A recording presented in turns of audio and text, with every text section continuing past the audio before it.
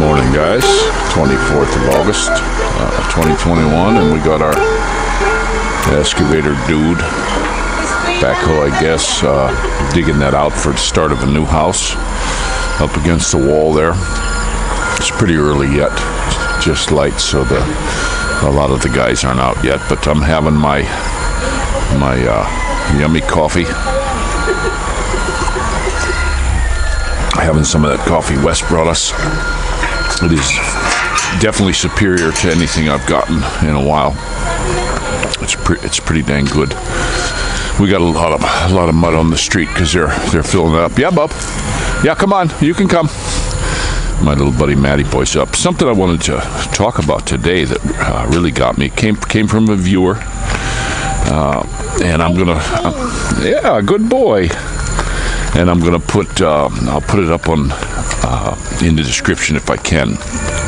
I tried to put it to Messenger to a couple folks, but it was too big. I got it loading to Telegram right now, but it was a bunch of farmers talking, and they're saying the government's paying them like 1.5 times what their crops are worth just to destroy them, and an extra 600 acres if they destroy them with like a lawnmower, less carbon footprint. They're saying it's something part of this Green New Deal. But looks to me like they're wanting a big food shortage.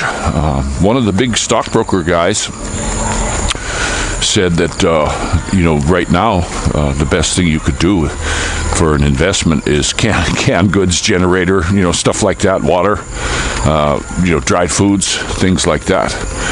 So, this is a choreographed big thing going on. It's looking more and more like that every day to me. Just as you keep getting little bits of information here and there. And I still got a lot of naysayers, and these people get on there. Yeah, crazy. I'm not watching you anyway. Hey, fine. I won't be the one to say, I told you so. I definitely won't be, because I don't do that. But, guys, you gotta really look into all this stuff, all this tidbits of news. One good thing I'm seeing is that the folks in Australia aren't having a lot of it. There's a bunch of them just saying, we ain't having this. I saw some videos where they're just running police blockades and all this. And the thing that really gets me is that these police think, that they're a protected class. You dummies, you're next. You're next. They don't give a damn about you. You're just a useful idiot. They're using you. And it's just the way it goes. There's the big truck. He's taking things the hard way. The big dump truck isn't here, so he's getting a scoop and bringing it down one at one. Maybe he's gonna push this into the hole. This place over on the right here, where there's a ditch, is supposed to be a play area for the kids. So they're digging all that dirt out, and even here, and they're gonna fill this up, and they're gonna have exercise thingies, and it's supposed to be slides and all this stuff. It's a bigger area over there, so we'll see how that goes. We'll keep you looking at that. We had a little bit of water this morning. The security guard was over, and he was actually in the office talking to the lady who runs it. I'm not getting why we had when the Meterland people complained because they had to stop their work for no water for a couple of days. We had all the pressure. It was like a miracle. We had tons and tons of pressure. I was able to take a real hot, stingy shower upstairs. Even though it's like a rainfall, we had good pressure, and I was like, great. And then they cleaned the tank, and somebody, I guess, forgot to fill it again, and now here we are again with, really low. Now, this morning it had enough to get a shower and some hot water to come out. It has to have a certain amount of pressure, but while I was getting a shower, it was clicking on and off. Because what happens is the water is what cools the unit. And if the unit gets too hot, the thermocouple shuts it off. Just like a gas stove or anything like that. It doesn't want to overheat and melt anything. So, but it was kicking on and off, but at least I had a pretty warm shower. It was better than being in this cold.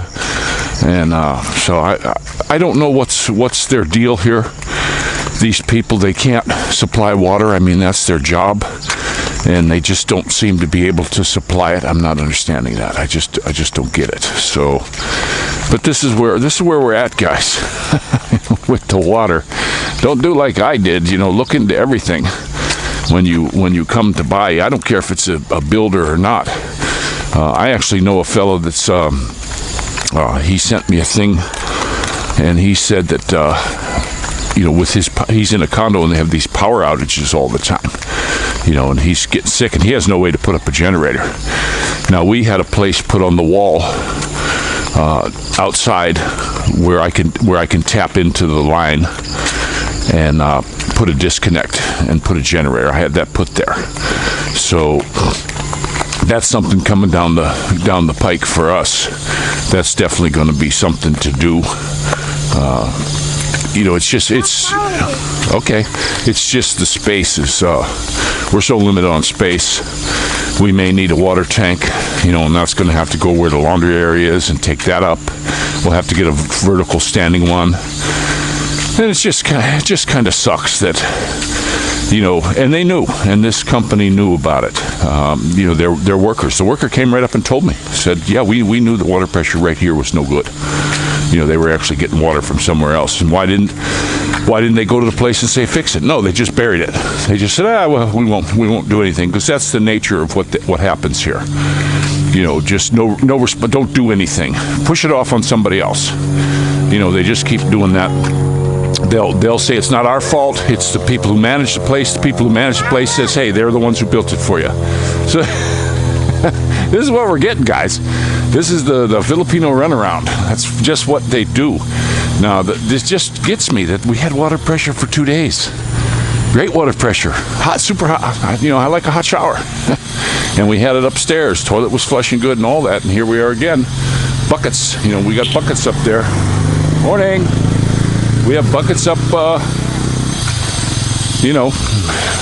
upstairs to flush the commode. Takes too long to fill the tank. So it's just how we go. But watch this food shortage stuff. This Afghanistan stuff. I don't. That was some kind of a planned deal. That's for sure. And you always know the government. They were growing poppy over there for years, and that's where government gets a lot of money. You just look at the history of the government forever. That's just something they do for money. And they run that stuff. They've been doing it a long time. Look at Mena, Arkansas. They were running dope in, and you look at a lot, even Reagan with the Contras. Where do you think they got all the money from to do their little dirty deeds? And don't think any government's really great. I just listened to the Don, and he's really pushing these vaccines. He's like a salesman for him right now. I got kind of bummed at him when he signed that $2.2 to $6 trillion bill. And, I was just like, oh, man, he's draining the swamp, but he's only draining the other parts of the swamp, not his.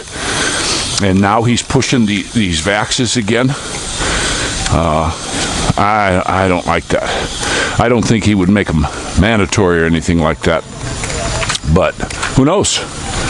Who knows? Did they get to him somehow or another? I'm not sure. I'm just not liking what I'm seeing, to be honest with you. It's a royal shame. It doesn't seem we have anywhere to go. This is Satan closing in around us. And you better get right with the good Lord is all I have to say. Well, we want to stay out of the mud over there. It's too muddy over there, buddy, okay? You like walking with Papa? Yeah. He's my good walking buddy. Let's follow this. Okay. It's kind of muddy. But they are getting these houses done. These are going to get, I guess they're going to be torn down. That's a shame. I would have loved to bought one of those. And there's these two over there. They'll be working on these today. This one they're doing a lot of finish work in. I see they have cabinets in there. It's getting ready to do cabinets and stuff. I really didn't want the cabinets in, because they build them solid to the wall, and then you can't move them. I even asked him, can you build me that cabinet and make it freestanding? No. It was just like, no, we can't. Like, well, you're going to build it and connect it to the wall. Why can't you build it freestanding so I can move it if I want? and we'd rather buy a cabinet anyway, but we traded it for the kitchen cabinets, and our kitchen is working out good. It's small, but I really like cooking it, baking bread and making stuff. We made a bunch of I don't like to do a lot of sugar, but we did it with honey and raisins and stuff, and we made some brownies. So we do the best we can, and I just put a little teeny bit of yeast in it so that they would be a little harder than normal. I like dried cookies. Some of these people get these cookies and they like these cookies that are all gooey.